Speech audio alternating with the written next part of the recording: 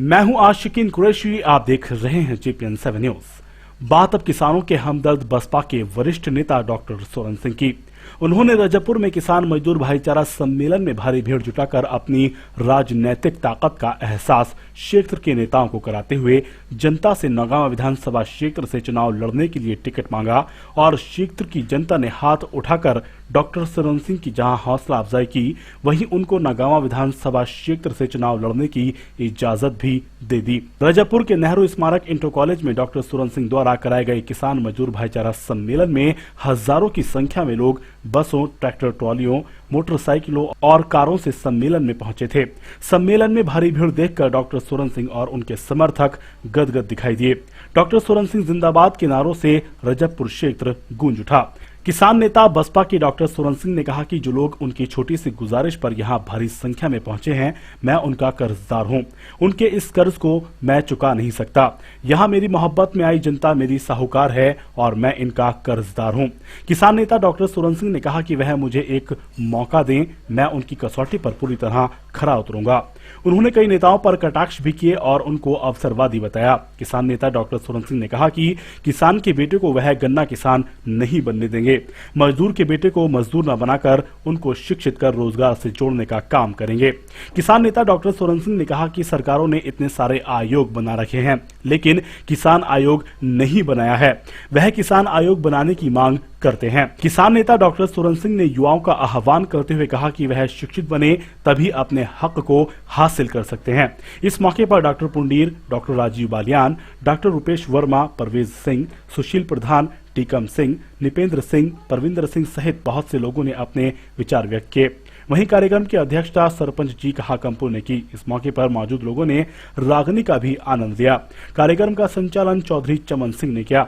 Video journalist वामिस मशकूर के साथ आशिकीन कुरैशी की रिपोर्ट।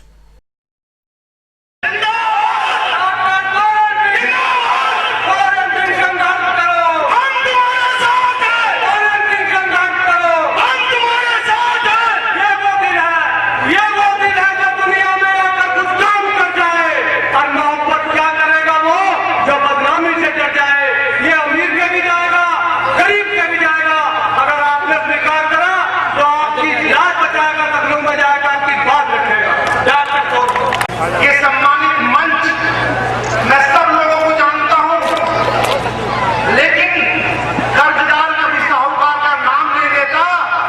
आपका कर्जा मेरे से है आपकी उपस्थिति का, तो मैं आपका नाम किसी का नहीं लूंगा। आपके कर्जे को उतारने का प्रयास करूंगा। आप मेरे साहूकार हो, मैं आपका कर्जदार। आज इस मीटिंग में कोई नेता नहीं है।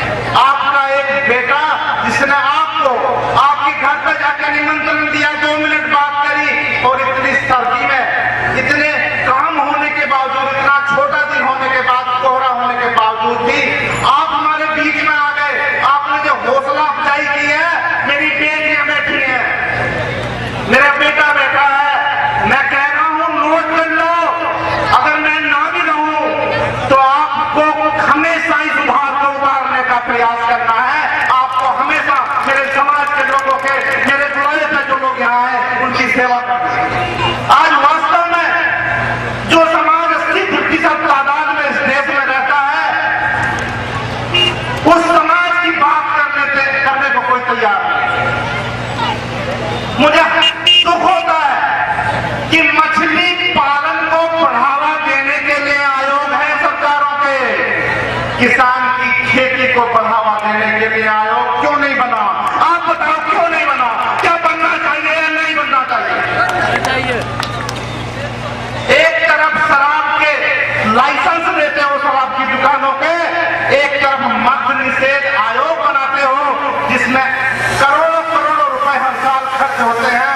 ये दोहरी नीतियां बंद करो, या तो शराबबंदी ही कर दो, या फिर मद्य निषेध की जगह किसान की समस्याओं पर समीक्षा करने के लिए उसके नाम से एक आयोग बना दो। मजदूर की समस्याओं पर, मजदूरों के आर्थिक सामाजिक स्तर की समीक्षा के लिए, ताकि उनका कुछ भला हो सके, उसके बारे में विधानसभा में चर्चा हो सके, उसके लिए एक आयोग बना दो। दुनिया भर के आयोग करीब 86-87 आयोग बना रहे हैं, लेकिन किसान मजदूर के नाम पर एक आयोग गठित करने की जहमत हमारी सरकारों ने नहीं उठाई।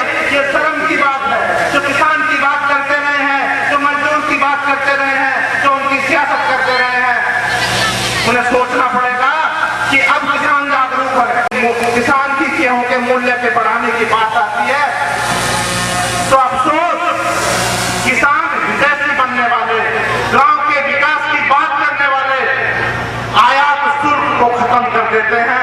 दुख होता है मेरे किसान को कटोरा घुमाने पर ये लोग क्यों आमादा है। हमारे यहाँ से एक बड़े उद्योगपति, उनको आपने एमपी भी बनाया, एमएलए भी बनाया, वो सांप्रदायिक ध्रुवीकरण पर आमादा है।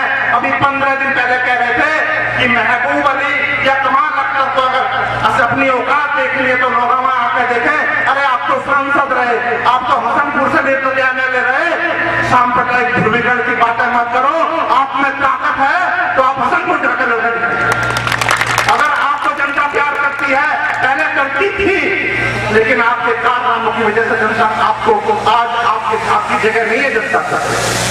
मैं कहना चाहता हूं, मैं चुनौती देता हूं कि हिंदू मुस्लिम में बांट के अपनी राजनीतिक रोटियां सेकने वालों को जवाब देना। साथियों, जो इतने बड़े लंबादार बनते हिंदुओं के तो लड़े ना जाता। अभी कुछ दिन पहले तक जब तक उनके काम थे तो शिवपाल सिंह यादव से गड़बड़ियां करते थे, आज वो हिंदू हिंदू सम्राट बताते हैं। मुझे दुख है इस बात का कि मेरे बहुत सारे लोग व्हाट्सएप पे ऐसी बातें करते हैं कि वो तो इस क्षेत्र का नायक है, उस नायक ने आपको बर्बाद किया है। मेरे कितने युवाओं को शराब पर लगा दिया, उनके घर बर्बाद हो गए। जब तक शराब की दुकान उसकी चली तब तक तो चलता रहा, लेकिन उसके बाद आज उन्हें आदि हो गए और आदि होने के बाद आज वो बर्बाद। मैं दूसरी एक बात और कहना चाहता हूं, जो हिंदू मुस्लिम में बांटने की बात करते हैं कि ये देश हिंदुओं का है या मुसलमानों का है, अब्दुल हमीद के योगदान को ये देश कभी नहीं भूल सकता, गफ्फार खां के योगदान को ये देश कभी नहीं भूल सकता, शहीद भगत सिंह के योगदान को ये देश कभी नहीं भूल सकता। इसलिए मेरे साथियों, बिरसा मुंडा के योगदान को कभी नहीं भूल सकता। इसलिए मेरे साथियों, सामाजिक समरसता की बात करने वालों के साथ चलना चाहिए। अगर कोई सामाजिक समरसता में जहर घोलने का काम करता है तो उसे नक्शे से जाना पड़ेगा, उससे ये पूछना पड़ेगा कि तेरा एजेंडा क्या है। आज जो एक अदने से इंसान की बुलावे पे आप इतनी बड़ी तादाद में आ गए, तो बाप का दुलार प्यार जो मैंने मिस किया था, मुझे आज ऐसा लग रहा कि मुझे आज मिल गए। साथियों, मैं बहुजन समाज पार्टी का कार्य करता हूं, सब जानते हैं, पूरा जनपद जानता, मंडल जानता, मंडल के बाहर के लोग भी जानता।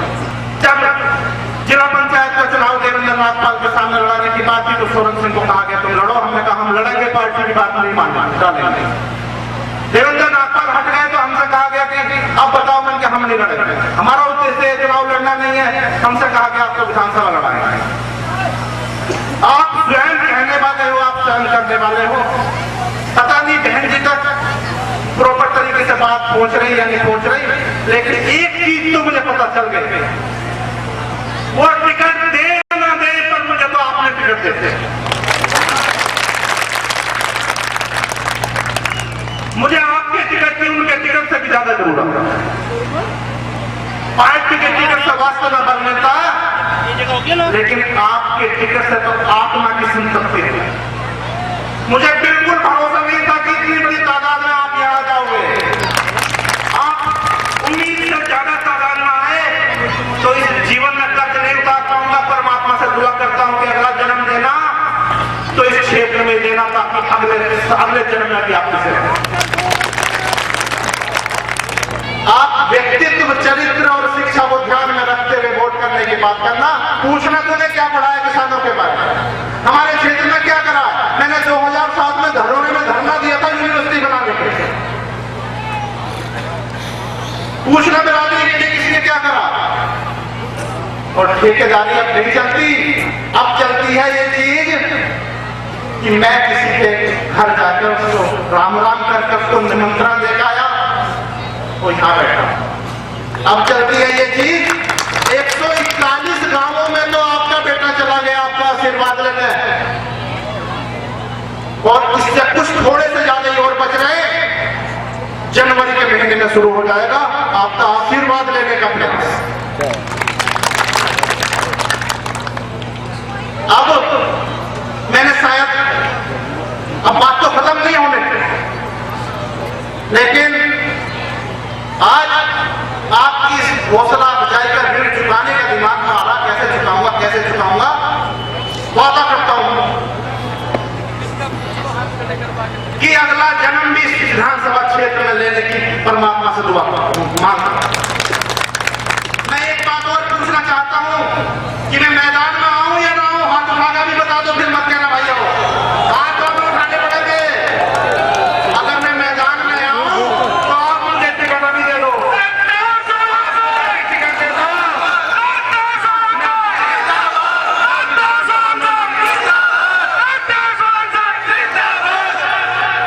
मैं इस एहसान को उतारने वाला मैं जब तक जीऊंगा मेरा जीवन आपको समर्पित। राम राम, जय भीम, सत श्री अकाल, आदाब।